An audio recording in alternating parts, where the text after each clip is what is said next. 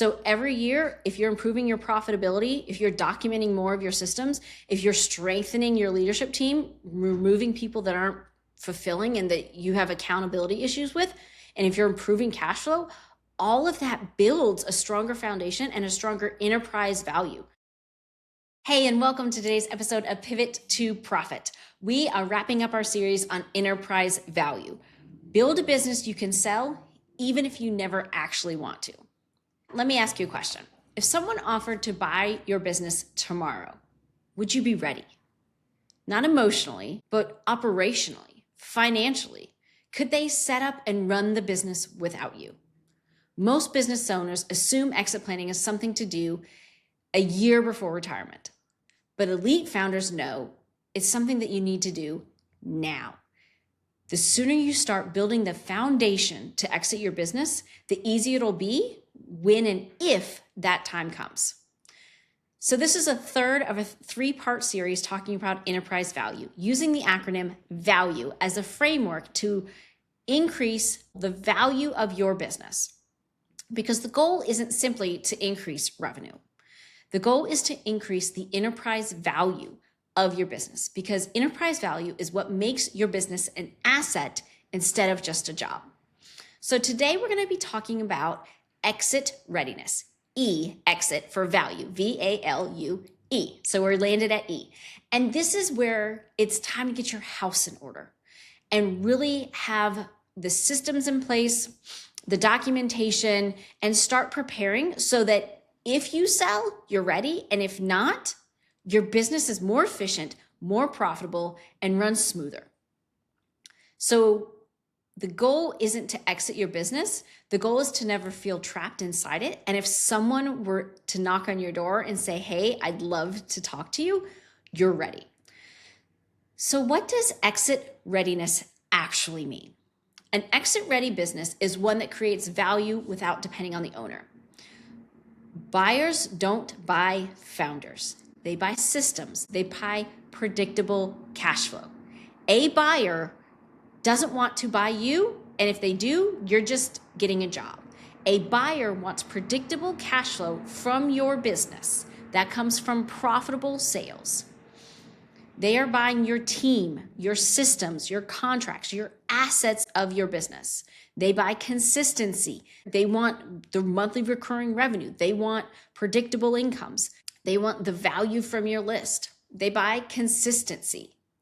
When it comes to your business and exit readiness, there's lots of ways to approach it. And most of the things that you could be doing now, truthfully, just make your life easier. A lot of times what I see entrepreneurs doing is creating essentially what's called a data room, whether it's just on your hard drive, your server, in the cloud, in a Google Drive, share folder, whatever, but a data room that has the core information about your business, all the documentation in one spot, so that if something happens to you, it's all in one spot. Your team can up and run and go and do what it needs to do. So that if somebody wants to buy your business, it's all in one spot, and due diligence is a easy thing. So first, let's talk about documenting processes. It's important to have at least the core functions of your business documented. Client onboarding, client fulfillment, email communication, how sales are done, how sales are presented, your contracts, all of those things. Having those processes written out in black and white in a Google Drive, Microsoft, whatever folder is imperative, because this gives you freedom as a business owner, and it also increases the value of your business, because if you can show a potential buyer, here's all my SOPs, it is a very different conversation because they know the business can then run without you.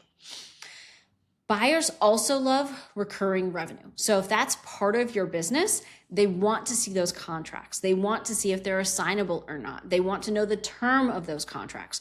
So having those contracts in a data room, or at least the template of one in a data room, is super helpful, so that whether your team needs that information or a potential buyer needs that information, it's all in one spot.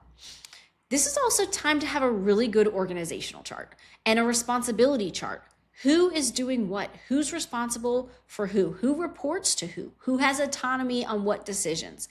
And so this isn't just a floating head, fun little picture, but this is a detailed description of your team. What are their strengths? What are their weaknesses? If you've done any personality profiles, this is where you put that. Have a full picture of your team so you know who's capable of what, both now and what gaps you might have, so that as you're increasing your profitability, in 6 months you identify, hey, we really need this spot filled that's open.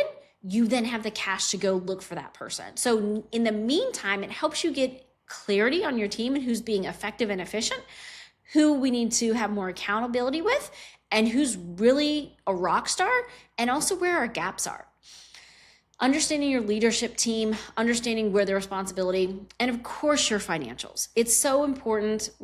Two of the 5 metrics that we're talking about here are about numbers.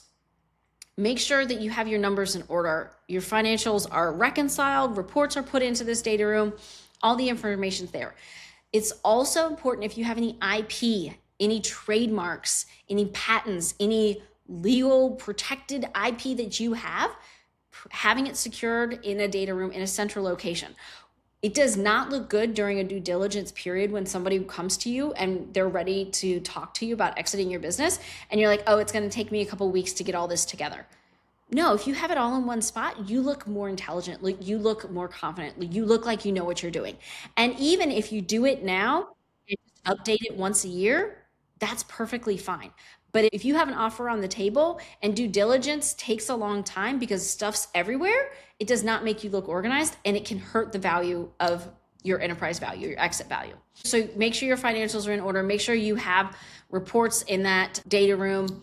And also, this is where it's important to have a diversification of client base.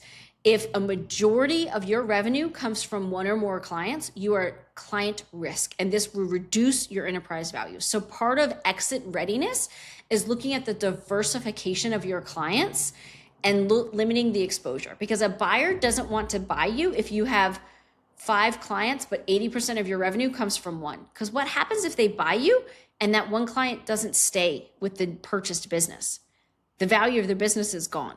So now is the time, as you're preparing for an exit, both to make your life easier, but 2, if an exit does come across, you're prepared. Diversify your client base starting now. Look at how much revenue is brought in by each of your clients. And if there's one client that holds a majority of your revenue, more than 50%, you're at risk, and it's going to hurt your enterprise value. So if you can get these documents together, your processes, a really detailed team structure, how people are compensated, how do you run payroll, all of those things, your financials in order, and diversify your client base, when it comes time, it's an easier conversation. Enterprise value isn't built at the end. You need to be building this foundation for your business now. Many founders think, oh, I'll clean all this up when I'm ready to sell. When I get an LOI, then I'll put it together. But at that point, it's going to cost you money, because it's going to cost you time, your time, and then lawyers are involved. And then they want to go through everything. So if you have it all together in a data room or a folder or a file or something, all in one spot, it will save you time and money upon exit. So exit readiness is making sure all of this is in one spot and you're proactively doing the things to increase the profitability of your business and increase the attractability of your business to a potential buyer. Because 1, it just makes your life easier. And 2, if you decide to sell, everything's together. Enterprise value compounds. If you have visibility, if you have all this documentation together, if you have a strong team, if you have diversification of clients, your value just goes up. So every year, if you're improving your profitability, if you're documenting more of your systems, if you're strengthening your leadership team, removing people that aren't fulfilling and that you have accountability issues with, and if you're improving cash flow, all of that builds a stronger foundation and a stronger enterprise value. The best time to prepare your business for an exit is when you have no intention of selling, because it makes your business easier in the meantime. And if and when someone were to come knock on your door or send you an interesting email, you're ready for those conversations. And exit readiness creates freedom. Here's the irony of it. The founders with the most freedoms are often the ones that don't actually sell. I have a lot of entrepreneurial clients who have built a business so that it could sell, but never intend on selling it because it brings to them so much freedom. They have rock stars running it. They're able to live the life they want to live. They're able to work when and where they want, and they're empowering their team, bringing value to your clients. There's no reason for them to sell. So the truth is, if you create enterprise value, focus on the value framework that I've talked about, you might be in a position where you don't want to sell your business because it's affording you the lifestyle and the freedom and the cash that you need. So there's no point in selling it. And that also puts you in a much better bargaining position, because if someone were to see your business, knock on the door, you're not desperate to sell. It puts you in a much stronger negotiating position where you can bargain from a place of, look, dude, I work 10 hours a month making X amount. If you want to buy my business, you need to give me a really big check. Because at that point, it's not about exiting the business. It's about the leverage in the conversation. And if life is good and the business is running and your team is happy and your clients are happy, there's no reason to sell it because you've done the work. But right now, most entrepreneurs that I talk to are nowhere near this level. And so they are all rolling up their sleeves and working on this value framework. So let's recap the value framework. V is visibility. Know your numbers. Visibility creates clarity, and clarity creates better decisions. You cannot multiply what you can't measure. A, autonomy. Reduce founder dependency. Build those systems, document them, and build a leadership team. Create a business that can perform and operate without you. Founder dependence will destroy enterprise value. L for leverage. Make every dollar work harder for you. Use tax strategy for planning that helps your enterprise value, that doesn't hurt it. Protect your cash and invest intentionally. Taxes aren't just an expense, they're a business strategy. U is for understanding margins. Revenue alone doesn't create wealth. You've got to know your gross profit margins, your net profit margins, because healthy margins create predictable cash flow, and predictable cash flow increases enterprise value. And E is exit readiness. Build a business that's valuable enough to sell, even if you never do, because exit readiness creates freedom today, regardless if you sell or not. So this is the value framework. In these 3 talks, we've gone over all 5 of these. I hope they've been valuable for you. I hope that they have sparked a light bulb of, oh my gosh, I don't have that in order. That's not documented. I don't know where that is.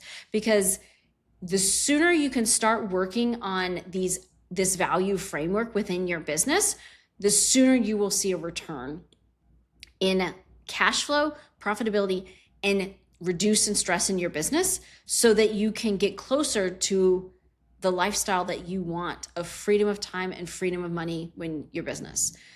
So if you're looking at your business, you've heard me talk, seen me talk about this, and you're saying, you know what, I don't know my numbers. I can't be gone for a month. I have no idea what gross profit margin is in my business. I have no leverage when it comes to tax, and exit readiness, I have 0.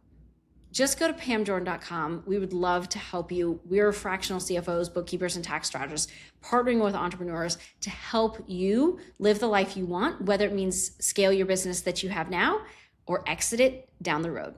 So amazing to help you along this journey. pamjordan.com. If you need help, remember, it's not what you make that matters, it's what you keep.